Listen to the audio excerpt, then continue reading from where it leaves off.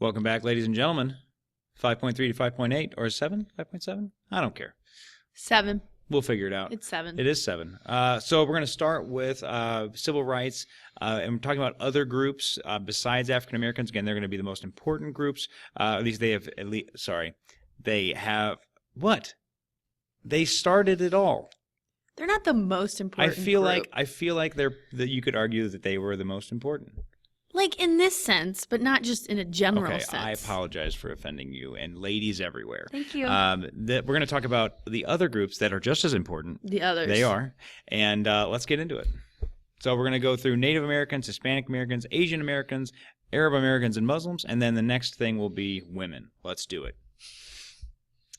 So this is a minority population by state. Again, obviously nothing to write down. But you're going to see, especially here in Missouri, we only have about 20% minority population based on the 2016 census. Yeah. But again, as we get to California, Texas, all of these, especially a lot of the southwestern southwestern states, there's a much higher population of minorities, and that has been growing, really skyrocketing the last decade. Yeah. All right. Native Americans are going to be the oldest minority group, meaning they've been here the longest? True. Okay. About 6.6 million throughout the country. They have a history of extreme poverty, and we all know the history behind how the Native Americans were treated at the beginning, the beginnings of our country. And they obviously have faced a lot of discrimination throughout the years. We know that they were forced onto reservations in the late part of the 1800s. In 1887, there was something called the Dawes Act that was passed, and it was something that the government put into place to try to assimilate Native Americans. And by assimilate, we mean forcing the American way on Native Americans. So putting them into, our public schools to learn what we learned and that kind of stuff. And then in 1924, they're given citizenship or granted citizenship, which is actually after African Americans are. And they're also giving voting rights at that point. Last group to get citizenship? Correct. Interesting. Yeah, and you would think that the 14th Amendment would have covered them considering they were born under U.S. territory, but no. Yeah, but then, we still have to go back and actually grant them citizenship. Weird. Yeah. Moving on. Okay, moving to Hispanic Americans. Did you delete one of these? Ooh. That's okay. I think it was probably a picture. It was a picture. Okay. It was. Moving on. So Hispanic Americans are going to be the largest of the minority groups. They've actually, I don't know if recently they've taken over African Americans as the largest minority group, but maybe in the last 10 years or so. Yep. About 17% of the population, and as Mr. Shaw said earlier when we were looking at the map, it's going to be really concentrated in those southwestern states, New Mexico, Texas, California. And they do also face discrimination.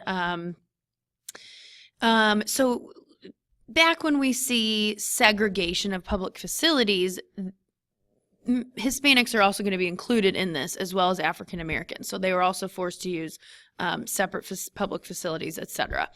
In 1954, there's a court case that the Supreme Court makes a decision that basically excludes Hispanics from any kind of jury duty. And this is a big deal because if there's a Hispanic on trial, how are they supposed to get an impartial jury or an impartial decision made if they have no one of their same race or descent on the jury judging them? Correct. Good. Okay. And that's actually, this is going to give them the ability to serve on these juries. Oh, that's right. Yeah, sorry. So now they are not going to be discriminated against. Right. So the court case decides that they can't be discriminated against anymore. Correct. So sorry. No, it's okay. And then we moved on to illegal immigrants, and we know that this is a very hot button issue right now still. And a couple things about illegal immigrants. We know that children of illegal immigrants can, in fact, attend American public schools.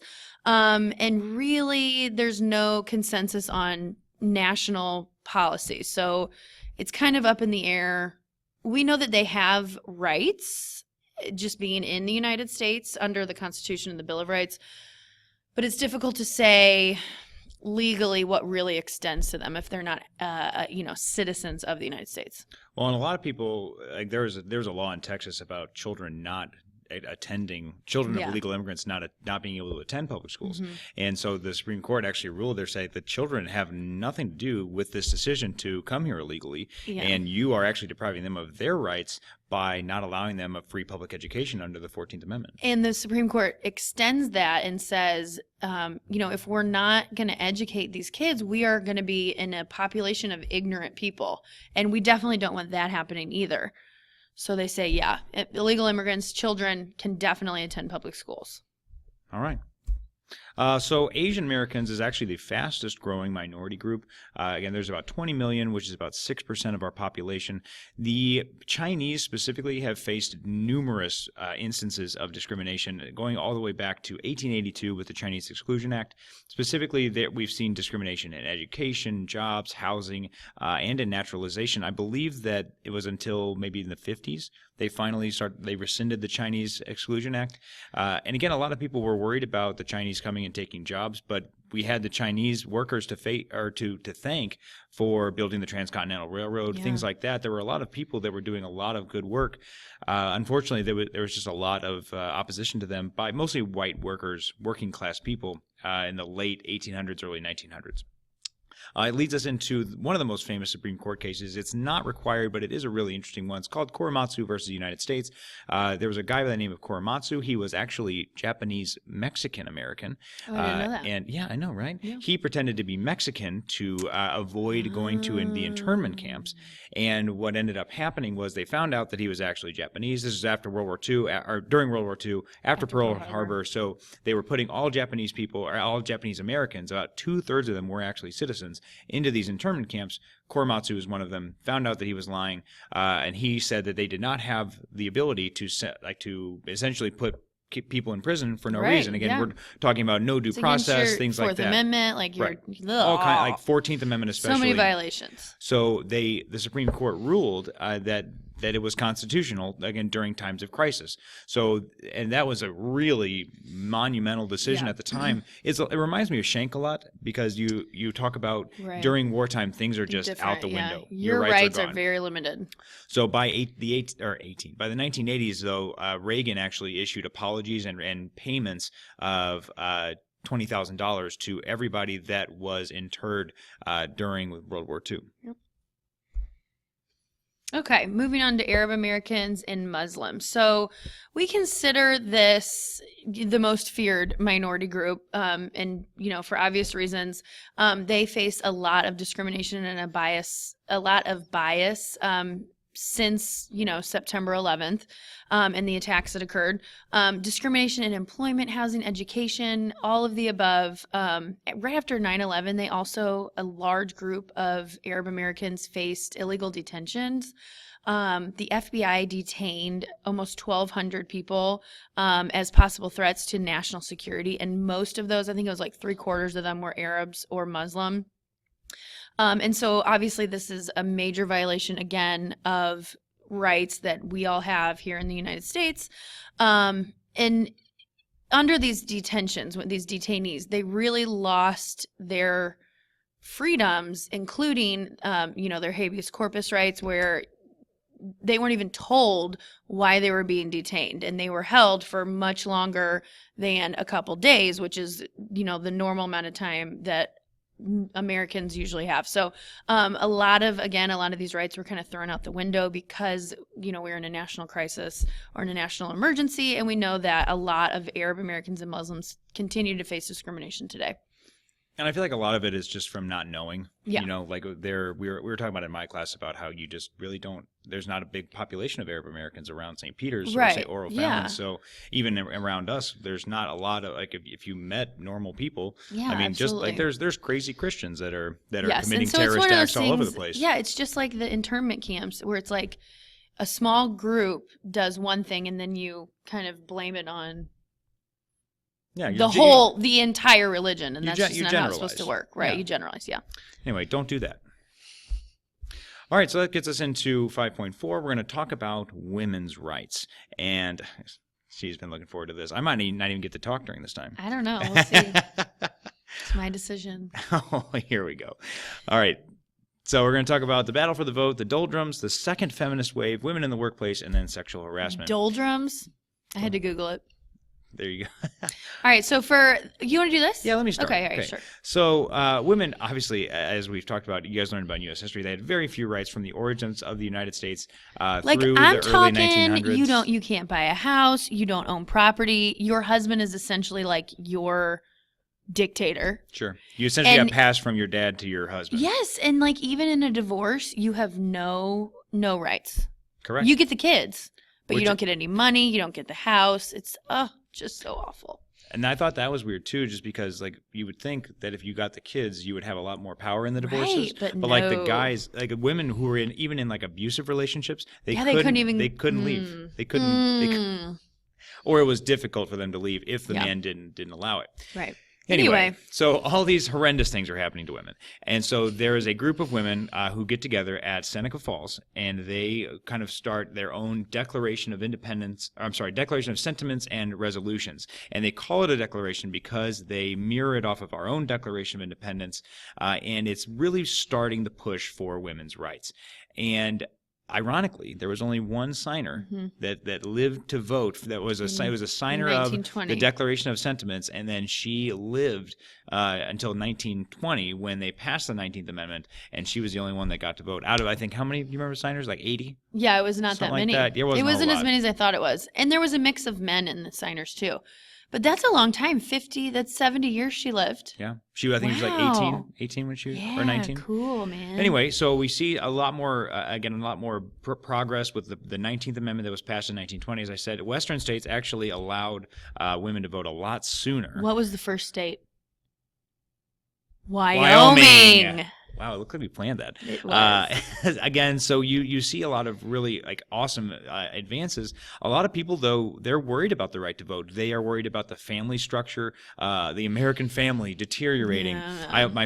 There's like a really famous political cartoon that shows this woman like going to vote, and this guy like holding babies. Yes. And he's just heaven like, forbid. What am I going to do? Anyway, so there's a lot of there was not a lot of progress made, and women are going to basically have to fight for the entirety of the 1900s to get equality. In a lot of ways, they're still fighting. That's right. Okay, so next it's the doldrums. And I had to Google this because I wasn't sure. Do you know what this means? I don't know what it is. It was just like a lull in the movement. Oh. Like we have like a big old spark, and then 1920 we get the right to vote, and then all of a sudden it kind of chills out for a while. That makes sense. So voting rights were only the first step to equality. So we see the emergence, and this isn't until about the 1960s, we see the emergence of social feminists. So women who are really pushing for social equality of women, as well as political equality, as well as, in every aspect. Meaning like getting the same jobs, having access, getting paid the same, employment, things like etc. that. Like that was not really ever what they were fighting for by the 1920s. Right. But by the end of it, they were ready for equality. That's right. So we get to the Equal Rights Amendment, the ERA, and this is proposed and does not. It is proposed and gets through Congress on a proposal, but it is never actually ratified by the states. Again, going back to what Mr. Shaw says, it is seen, this amendment is seen as like a threat to the family unit. If women start having equal rights and they're going to get a job, and then they're, not going to focus as much on motherhood and the household. And this was just a travesty at this time period. And so again, this Equal Rights Amendment, we still hear this phrase kind of floating around. And it's been addressed many times since about the 1970s, but it's just never passed through the states. Do you know it was originally proposed in the 20s? I did not. Isn't that interesting? That is cool. Again, there's a woman named Phyllis Schlafly that was like she would wear these these signs that said like "Stop ERA," and she was like, there were women that were so against the Equal Rights Amendment. What's ironic is that as we've had both two parents have to start working, we've really seen this happen. Like there's really a lot of you guys even probably have grown up with both your parents working, and there's not a whole lot of parenting going on as much, or at least not as much anymore. And so they were kind of right in some ways. A little bit. The way you guys act sometimes. JK. Okay, sorry, we can't. We JK. We don't have enough time to get into that. Yeah, no, we don't. Okay. So the second feminist wave, what's interesting here, I feel like feminism gets really a negative connotation. Yeah. Like really feminists in general, most feminists, they really just want equality. And really just like civil rights that the 14th Amendment entitles them to. Mm-hmm. So we have a lot of different cases, and what you're going to see, there's a lot of parallels with the African American civil rights movement, the Hispanic movement, and so the first case that, again, these are not required, but it's just interesting to know. Reed versus Reed in 1971. This has actually upheld the claim of gender discrimination for the first time ever.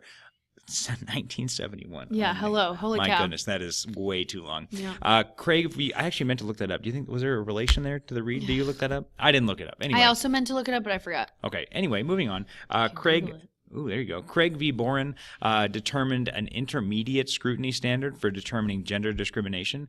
We know what that means. Do we? We do. Oh, we do. Yeah, the intermediate scrutiny. Again, remember that Right, they're from going to last kind of in the middle. They're not going to go say that it's automatically unconstitutional or it's automatically constitutional. They're going to make the decision. The government has to prove that it is a reasonable, a really important government goal that they're attaining with this law. We also have the creation of the National Organization for Women.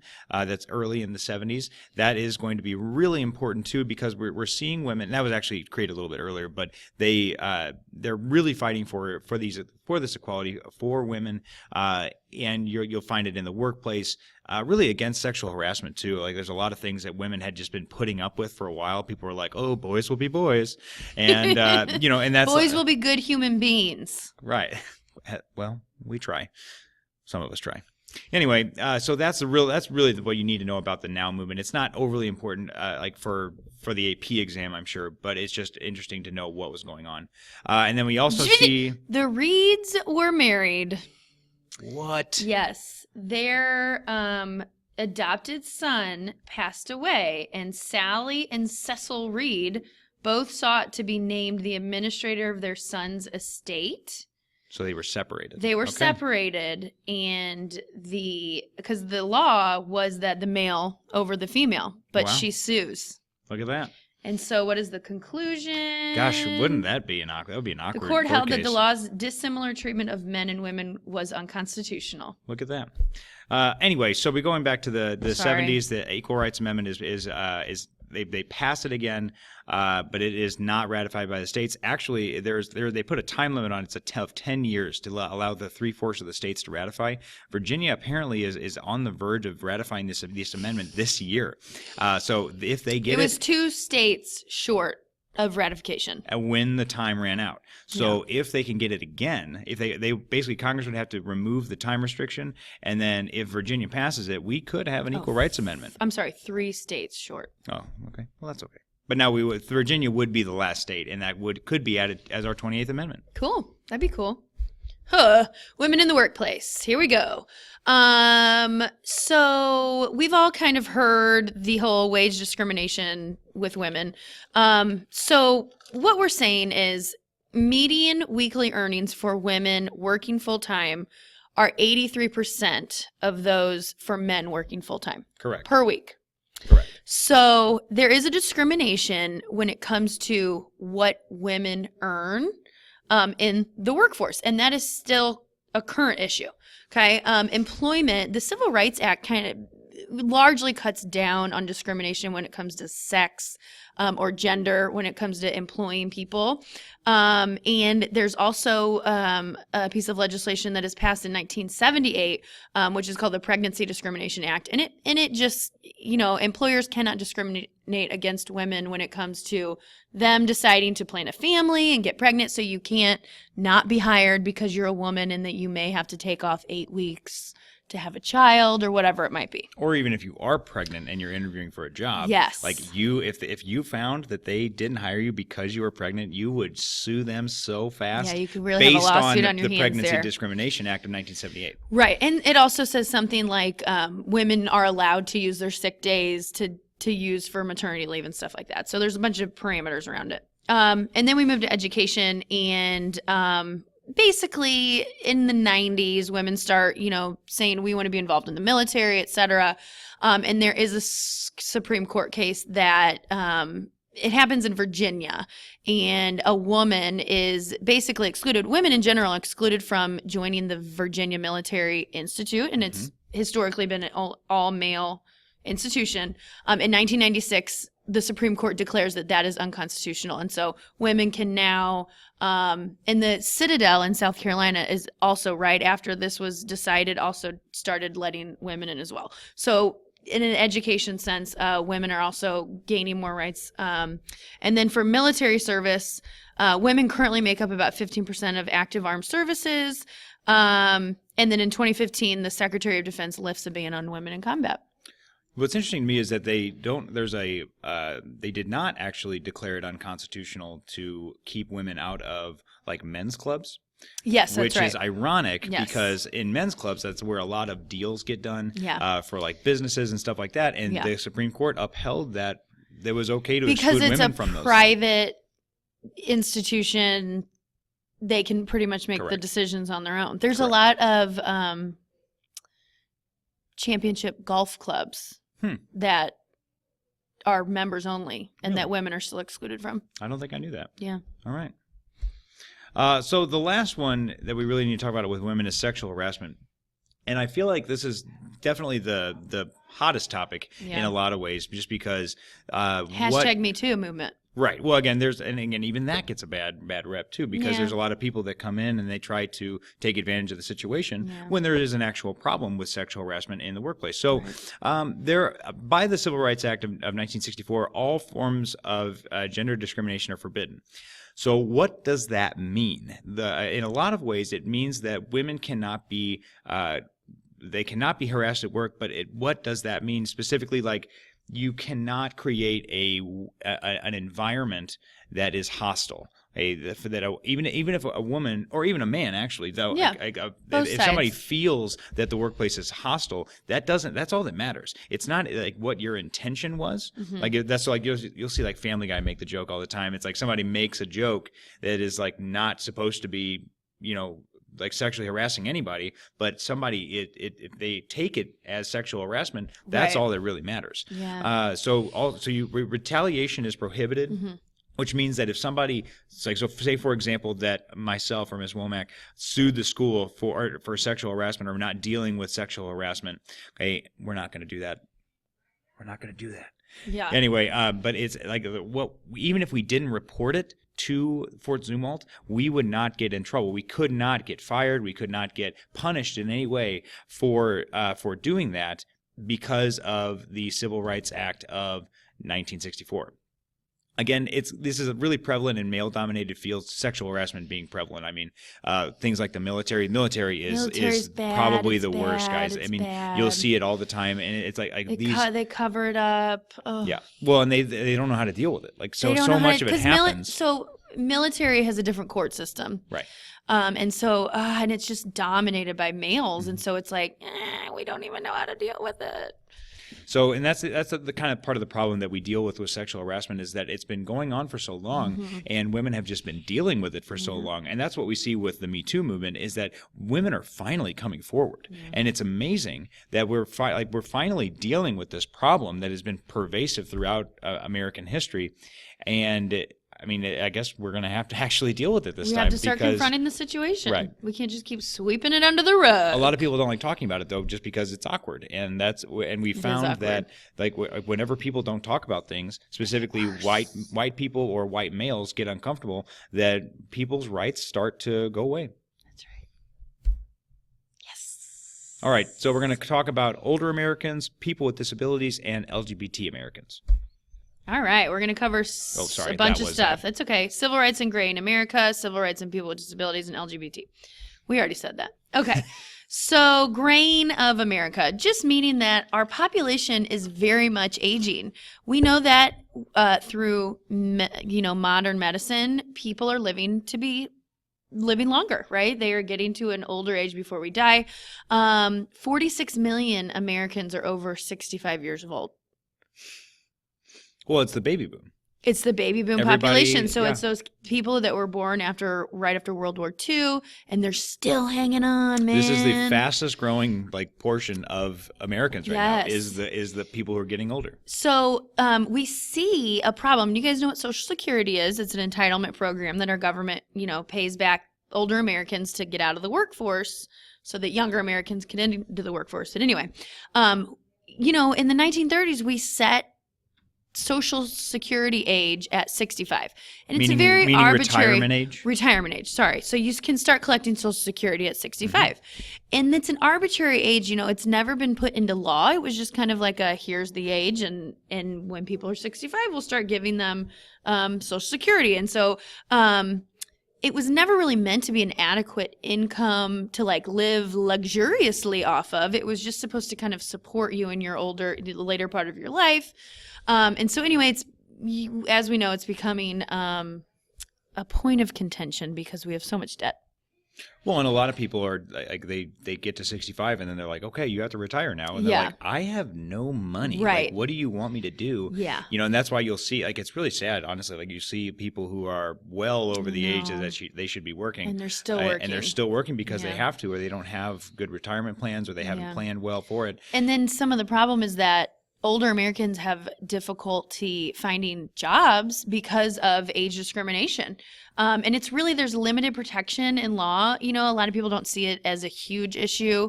But older Americans oh my God. We're close tomorrow. We have no school tomorrow. But you're not even going to know that until tomorrow when we post this. Woo! Anyway, older Americans, when it comes to employment, they can be discriminated against, and there's very little legal protection, which is an issue. Again, what's interesting, the last thing I want to say here, then we'll move on. Sorry, we're way too excited. So again, what's interesting about you see people who are working as as greeters at Walmart or at the gas station is because that's all they can get. They can't they can't get good paying jobs because a lot of companies don't want to invest in them because think about they're old. The healthcare is more expensive. Okay, there's not as much, you can't really rely on them as much. They might not have as much access to technology. Right. So there's a lot of other factors that are going into this, and that's what they're slower. And it's just true. Anyway, so that's the kind of thing that they are dealing with right now. And it's a real problem. It is a problem. That people, and again, we don't even think about it. No. Because we're not that old. Well, I mean, we're 30s. We're in our 30s now. We're practically dead. Oh, boy. She's going to start crying. Moving on. Ugh, this is a big slide. You go. Okay, so the other another group that often gets overlooked is people with disabilities. So there's a lot of direct and indirect discrimination with them. Think of indirect being like a business not having a wheelchair ramp. Right. Okay. But indirect discrimination would be like not hiring somebody because they're in a wheelchair. But if you don't provide adequate means of them getting to certain places, that is indirect discrimination. Again, a famous quote of somebody that was disabled, they said, once blacks had to ride at the back of the bus, we can't even get on the bus. So there was a law called the Rehabilitation Act of 1973 that made it a requirement for all businesses, public businesses anyway, to provide these sorts of accommodations. So you had to have wheelchair ramps. You had to have ways for people who are handicapped to get into your business, especially government buildings, because that if you weren't, you were seen as discriminating against them. There in 1975, guys, before the 70s, there was a lot of really bad stuff going on. Like people who were had disabilities, they might not even get an education. They didn't even get to go to school sometimes. Yeah, there wasn't programs for that, and so they would be. You guys know that we have a special education, an entire wing, an entire unit of special education dedicated to that, and that was not a thing before the 1970s. Right, and so they would just have to be at home. There would have to be a caregiver with that person at all times. But now, because of a lot of these other laws, again, the Education of All Handicapped Children in 75, that allows access to a free education appropriate to their needs. And that's what you see. They'll be learning how to, make meals for themselves and try to be self-sufficient. Thank you. The last thing about that is the Americans with Disability Act of 1990. This prohibits discrimination in the public and the workforce, and it requires employers in public facilities to provide reasonable accommodations. So the problem with that is that again, there's some parts of this discrimination that are going to be upheld by the Supreme Court when it is reasonable. And that's why, so this falls under the reasonableness category of our scrutinies that we talked about last week. Yeah. And that's kind of, it's still hard for them to fight that battle. It's a lot harder for somebody to prove that they've been discriminated against if they're disabled rather than being a woman or if it's a race issue. And I mean, the other thing is, like, they don't have, this might be arbitrary, but, like, they don't have a lot of money to afford high-powered attorneys that can really fight hard for them. And well, they might. I mean, if their family was rich, but yeah, otherwise, but, like, you know, they probably don't have very good jobs. And yeah, there's just anyway, there's a lot of factors going against them. There's a lot of arms sticking out of it, you know. Wow. Okay. I mean, like, of the thought bubble. I get it. Okay. Moving on. I thought you just were picturing like a man with a bunch of arms. Like, I was like, he probably isn't disabled at all. He's getting all kinds of jobs. He can do so much more than the rest of us. Yes. Moving on. Okay. LGBT rights. So toughest battle for equality in this group of people, I would, argue. Homophobia and violence is continuing to be an issue for LGBT individuals. And we start to see a gay rights movement starting in the late 1960s-ish. As a response kind of the African-American civil rights Yes, movement. It's going to all kind of connect together. The civil rights movement, there's women involved, there's LGBT. And there is a case in 1986. I believe it was Texas, maybe? It was in Texas, yeah. And basically the Supreme Court says the states do have the power to be in homosexual relations. Which is crazy if you think about it, because that's, I mean, again, and 10 years earlier for abortion, they declared the right to privacy. Right. And so like, now, 10 years later, isn't this state, privacy? Yeah, exactly. I'm sorry. I Continue. just can't even. No, you're fine. So anyway, that is in 1986. I was literally almost born then. Like that was within my lifetime. Yours too. Mine too. It's just crazy to me. Anyway, then we get to the year 2000, and there's another big court case that kind of declares that the Boy Scouts are allowed to ban homosexual membership, and like leaders can't be homosexual and all this stuff. And then we get to 2003. But that was different though with the Boy Scouts, because they said it was something. It was going against their beliefs. Like the codes or whatever beliefs. Well, it's just like the cake bakers who don't have to bake the cake for the gay couple. Sure. I mean, Boy Scouts it's a private organization. It's not. Like, I still disagree with it. Well, I mean, absolutely. I mean, I'm just saying, like, they've since come out and have overturned that. They now allow. The Boy Scouts? Mm-hmm. Yeah. Nice. So good job, Boy Scouts. Sorry. Anyway, so Lawrence versus Texas in 2003 then overturns what happened in 86, where it said, states can ban homosexual relations. And then we need to talk about the military. So up until 2000. I want to say 2007 or something crazy like that. Yeah. Basically, our military had a policy that was called don't ask, don't tell. And so, gays could be in the military, but they don't talk about it. They're not asked about it. They don't tell anybody. And that's how it kind of worked. And then in maybe 2007, they make I think there's a piece of legislation. It was either that. It was the Secretary of Defense. I think it was Colin Powell. It must have been earlier in 2007. It had to have been under. It was Powell. George Bush. Yeah. Yeah. So anyway, they overturned that, and they say gays can now openly serve in the military. And then we know that in 2015, Obergefell versus Hodges is the name of the Supreme Court case, and they declare at that point that same-sex marriage will be legal across the country. And it was specific too that it was said states if somebody has been given a marriage license in one state, yes, the other states have to recognize that, yes, no matter what. And that's what it was kind of like a backwards way. In that right. last one, but they also said that states could not deny same-sex couples from getting married. Yes. So there's a lot of resistance to this, and we see again, judicial implementation at its finest again. Like where was that one lady that wouldn't? Kentucky. Kentucky, yeah, she wouldn't give. She literally refused to issue marriage license to gay couples, right. And it was against the law at that point. Correct. And so it was against her religious beliefs, and that's part of the reason why she didn't give them out. But then the government had to step in, yeah. I think it was Kentucky's government that stepped in and fixed it. But I think she lost her job. She was trying to take it to the Supreme Court, but I don't think they ended up hearing it. Yeah. All right. Let's keep going. Well, don't worry, we're going to go into less controversial issues. Affirmative action next. Ugh. Let's do it. So affirmative action is the policy designed to give special attention or compensatory treatment for members of some previously disadvantaged group. So what that means is that we are people who have faced discrimination in the past. Affirmative action, we're going to take affirmative action to help them attain equality. And it gets a lot of controversy pushback, here. yeah. Again, so Yeah. we're trying to redress past discrimination, and what we're trying to do is we're trying to get what's known as equality of results, and that's different from equality of opportunity and just regular equality in general. In America, we always say we have the equality of opportunity, which is not technically true, but again, in this case, we want to actually get the same results for everybody. So, and what's interesting, when they first start this, she's really happy about the snow day. No school.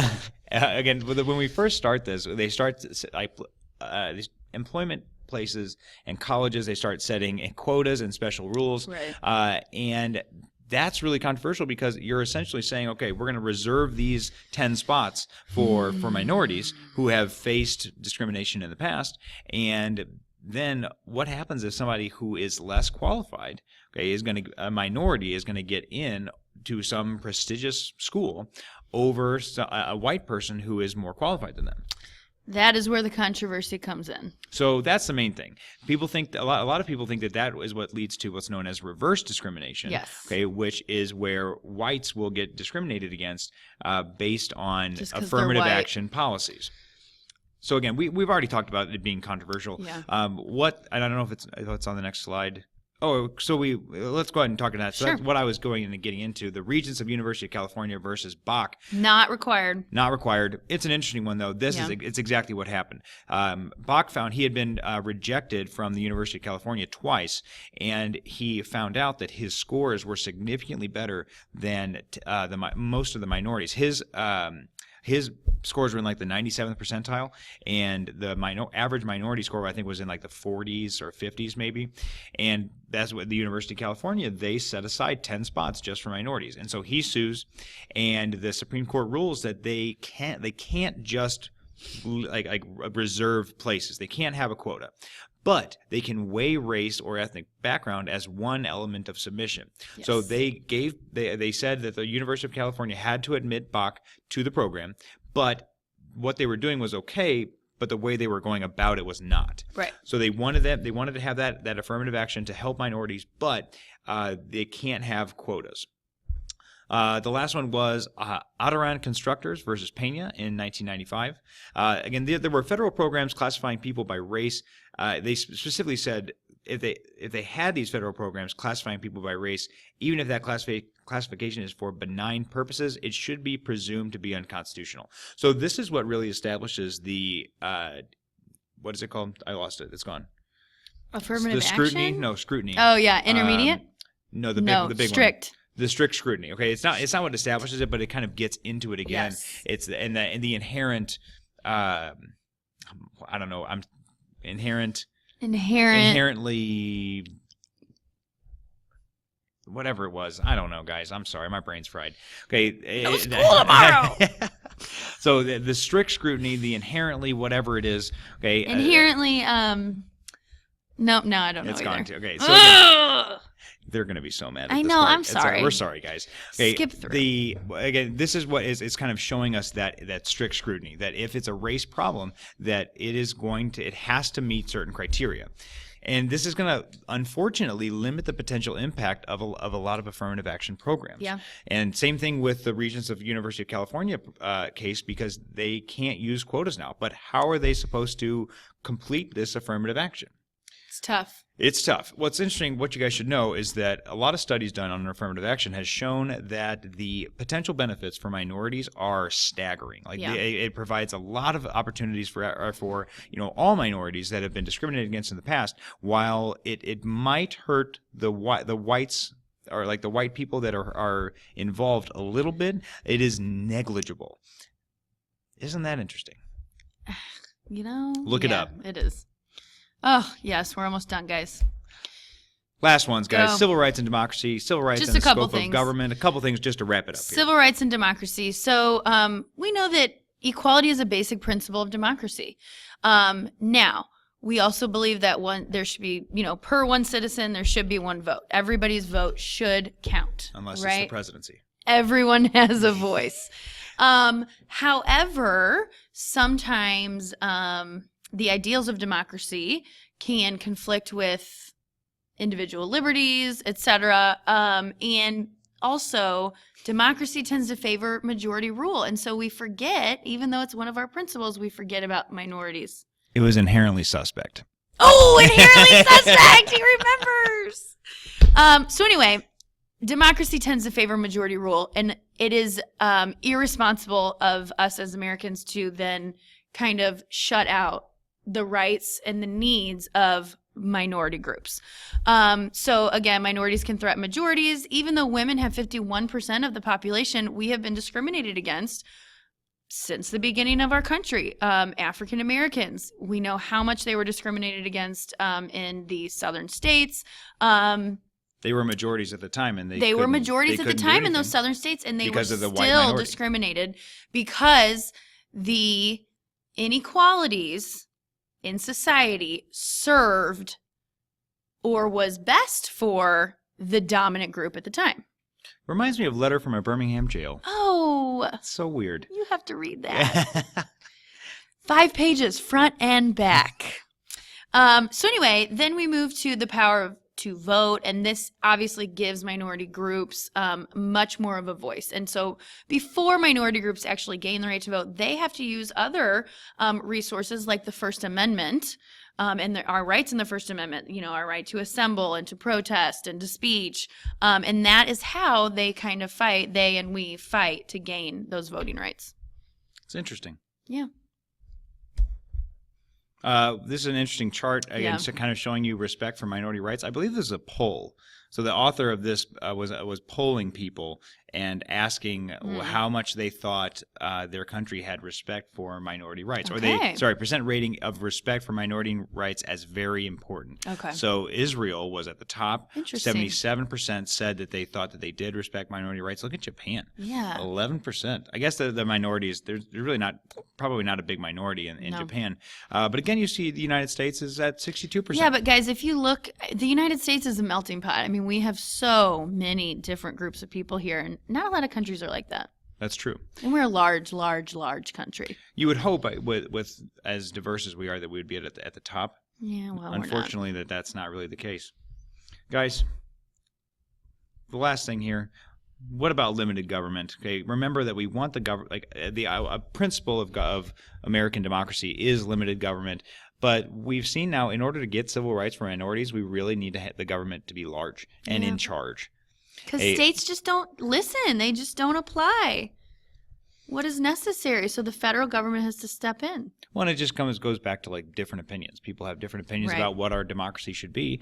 And we've really been having the same arguments for about 240 years. Agreed.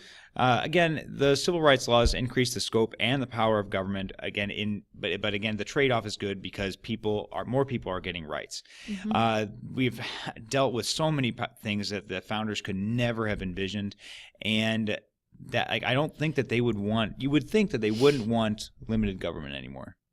I don't know. I mean, they're the ones who set up a government where only white men could vote. It's true, but it was different back then. That's true. I don't know. Guys, have a great day off school tomorrow, even though you won't see this until tomorrow. It's been a pleasure. Take it easy. We'll see you guys in the next one.